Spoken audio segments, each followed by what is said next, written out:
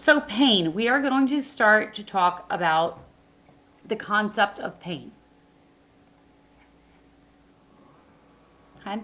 So, why do we have pain? Well, we have pain for so many reasons.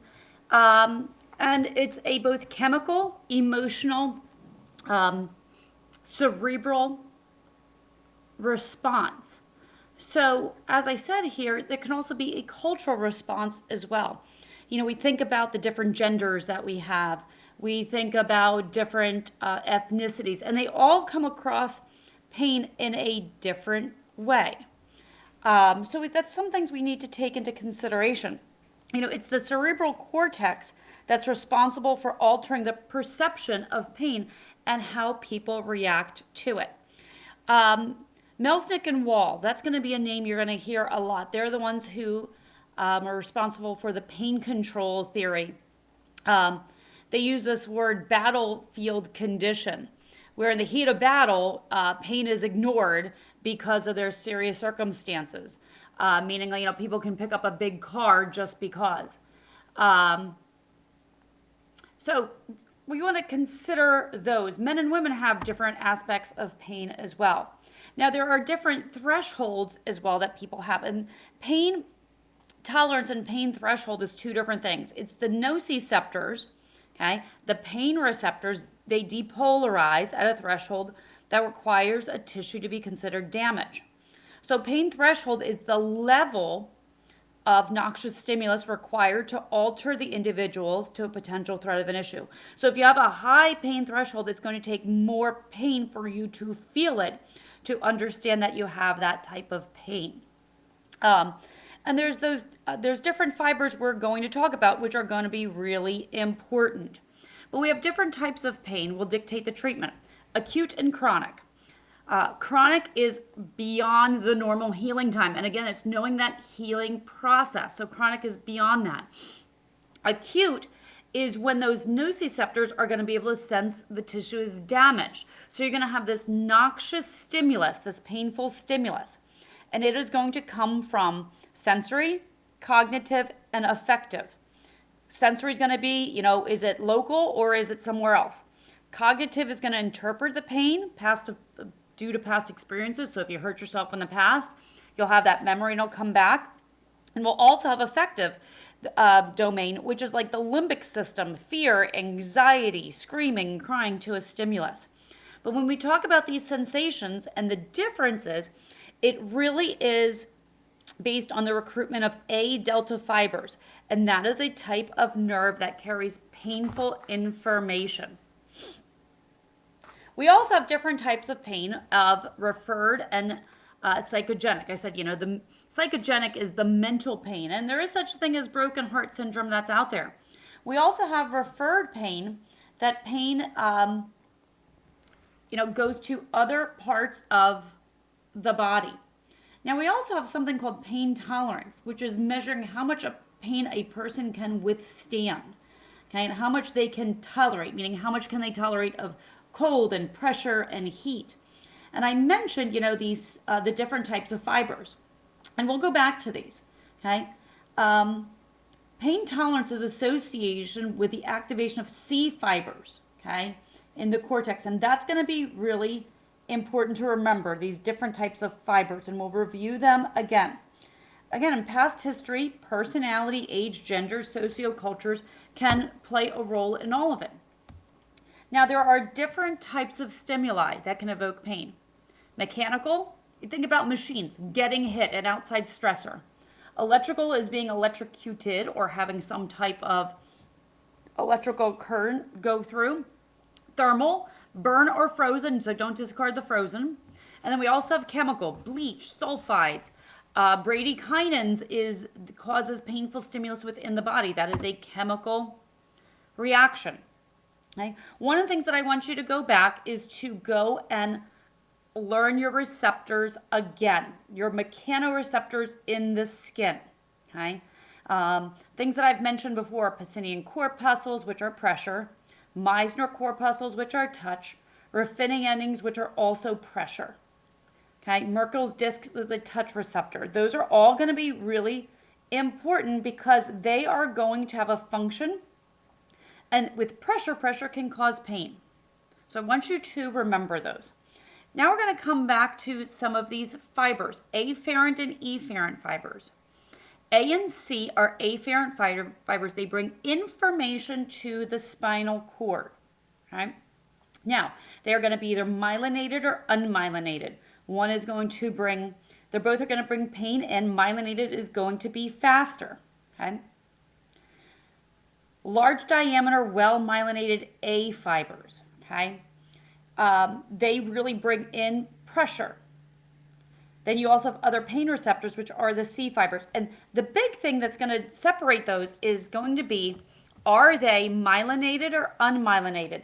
That is going to change the speed in which it comes in.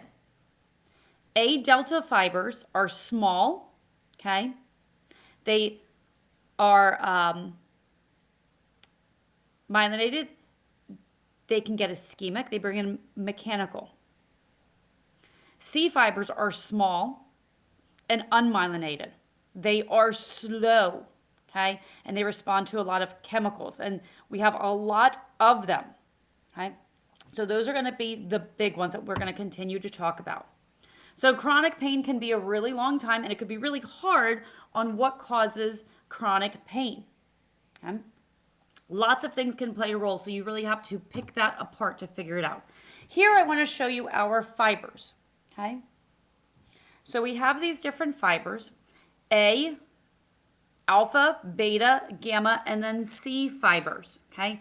We have a lot of C fibers. They're small and unmyelinated, okay? And so chronic conditions, when we really get those, because they're unmyelinated, the information goes up slow, okay? So conduction speed is really important in understanding that. So again, A delta fibers, okay, are small. They're lightly myelinated, okay? They transmit mechanical pressures in the extremes, okay? That is known as fast speed for the A delta ones, okay? So often it's described as fast and rapid sharp pain. And they can really localize the pain. The slow fibers, again, are going to be those C's. They're really abundant, okay? And they really monitor what the potential problems are in the body. And they're slow and they're unmyelinated. Okay? And here just is another chart showing you kind of the receptors, the stimulus, and the size of them. All right. So we're going to talk a little bit about how pain is perceived. We start over here with the pain, okay? And we can, I think, have information go from the A delta as well as C fibers. So again, slow, chronic, throbbing, quick, intense A delta. It is going to go from here to the spinal cord in the lamellae, okay? And in the spinal cord, they have these things called order neurons. Here's our first order neuron, second and third is up in the brain. It's kind of like these fail stops that occur in these different areas, okay? And it goes, a reflex would go right back to the body, or it can go up to the spinal cord for higher interpretation, okay? So some things about these fibers here, okay? They're both responsible for affecting nociceptors. Okay, they synapse at the dorsal horn in the spinal cord, which we will see. Okay, they enter through the lamellae. Okay, and then the A delta fibers go onto the dorsal horn. Okay, and again, it's these thermal agents that travel to the first two order neurons, and you'll see what the order neurons are coming up. Okay, some things to remember: we have afferent and efferent fibers. Afferent brings information in. Okay. And then efferent brings information out from the spinal cord. Now, we're going to review this. Here's a pain sensation. This is a bisection of the spinal cord. Okay? Pain occurs because you get pricked with a pin. You have afferent fibers, both A delta and C fibers, okay, or it can be some of the other A's, that come in here. Okay? They're sensory. This is the dorsal ganglion. Okay, here's the dorsal root. Remember what axons look like, okay, and dendrites, really important. I'd like for you to review what the anatomy of a nerve looks like. When we come here, okay, this would be called the substantia gelatinosa. It's kind of like a train stop where information gets processed a little bit.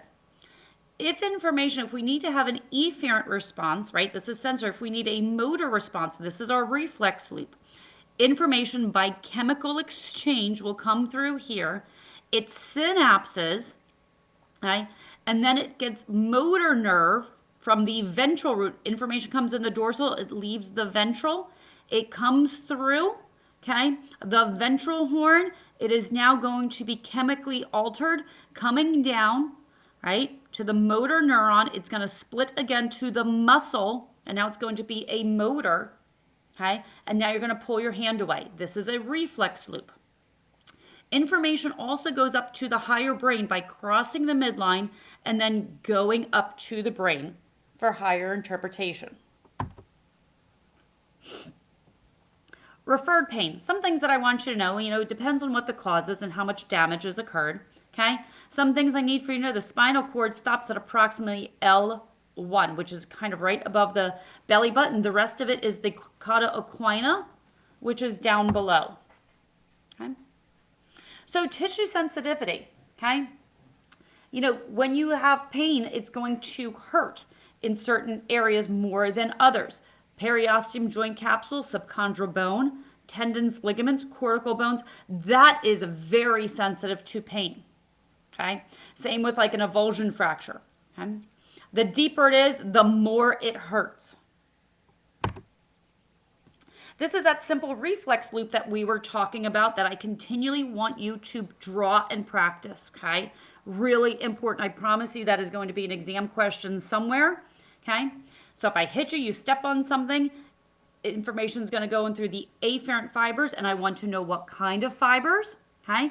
We will depict this a little bit more in class, okay, where the cell bodies are coming through. Coming through the spinal cord, afferent, it's synapses, okay? And this would be the first order neuron, and then information comes out the efferent for a response. Information does get split though. It comes across the midline of the vertebrae, and then it goes up to the brain for higher interpretation, okay? It always comes in the dorsal and it goes out the ventral. Now, as it goes up to the brain, it goes through these different tracks up the brain. The spinal thalamic tract, okay, really important, okay, is the root of understanding pain and the pain pathway, okay? Afferent nerves, information coming in goes through the spinal tract, okay? It goes through that tract, okay, before it goes out for the motor complex, but it also then splits and goes up to the brain, okay? So what happens is it's going to go up to the brain for higher interpretation. And when it gets to your brain, that's when you are going to say all of your responses to pain. Right? We also can block some of that pain by our brain as well. Okay. So again, some things. What happens after trauma? You've primer hyperanaglesia. Okay. You can't take the pain with a lower threshold. This lowers the nerve threshold and magnifies the pain. Okay. Secondary hyperanalgesia, okay, comes later, and that's called, so one is because of the action, the other one is chemical, and it can go to the surrounding tissue, just kind of like primary trauma and secondary trauma. Now we're talking on the chemical level, right? So during that trauma, we have dopamine and norepinephrine gets released, okay, which later on goes and converts into prostaglandin, which causes pain. Remember the whole process of pain. We have vasodilation that's going to occur, okay? And that is going to then increase permeability, which is going to cause all of these chemicals to go through. Now, what are some of these chemicals? Prostaglandins, okay, increase permeability, and they start sensitizing, okay? Then we have bradykinins. They're secondary, which stimulate the nerve fibers and carry that noxious stimulus. They cause pain to get you to stop. And then you have substance P. Okay, there can be a real noxious stimulus. Okay, and it gets released. And it gets released from the first and second order neuron in the spinal cord and also in the site of injury.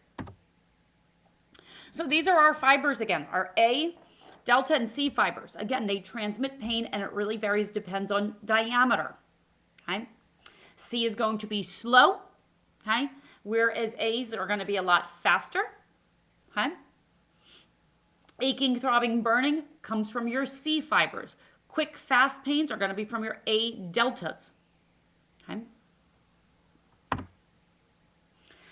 So I'm going to show you some of these. The gray matter is going to be in that H zone that I showed you, and we will discuss that in class. And we also have these different types of tract. Remember I told you the spinothalamic tract, okay? Spinothalamic tract, we have a medial and lateral.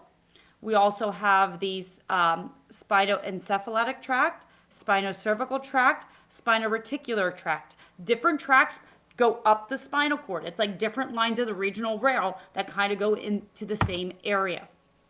Okay? So we have these sulcuses, okay? Anterior and posterior sulcuses in the spinal cord. And they are where the entry and exit ports are for afferent and efferent fibers in that loop. And when they come together, they're called that nerve root. So for example, okay, information comes in from the dorsal, it leaves the ventral. This is that bisection. Okay, some things for you to understand. This is a substantia gelatinosa. Okay, and what it does is it comes in here and it kind of slows the information before it decides, am I going out to the motor neuron or am I crossing over and going up to the spine? So those rootlets that I talked about, okay, think about this as being wires. And when you open up the, electrical work, and when you open up that outside casing, you have all of these different wires coming through.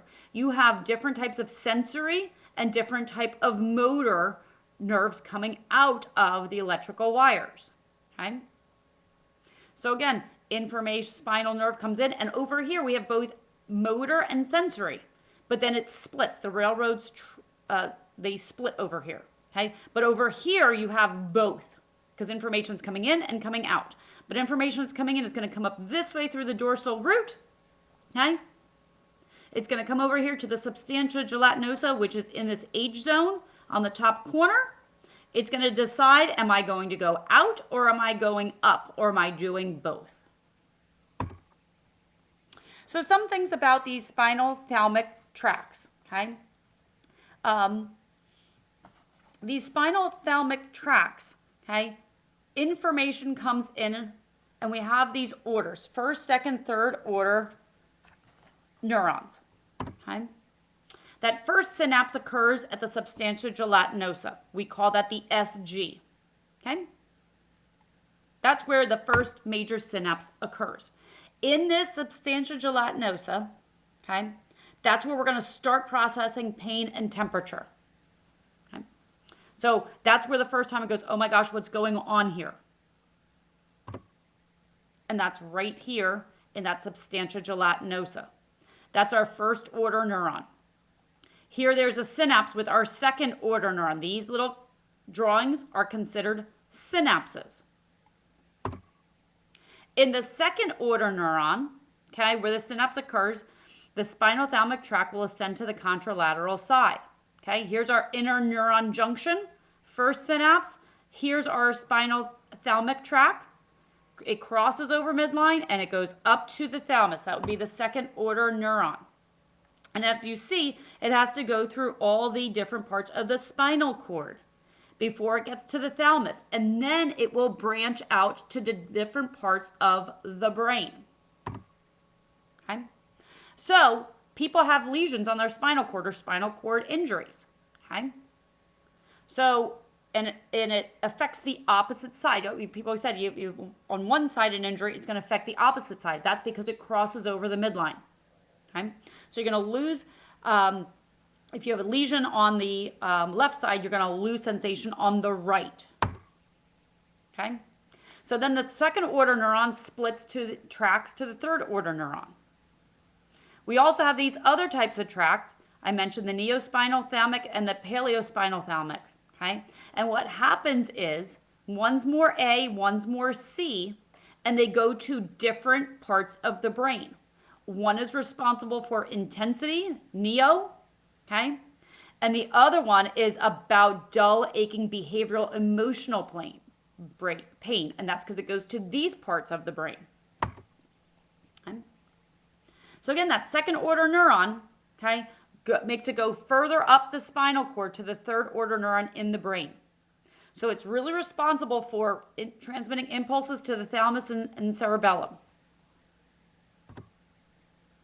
Again, that third order neuron, it's the highest order. It's at the thalamus, and it's going to spread out information from the A and the C fibers, okay?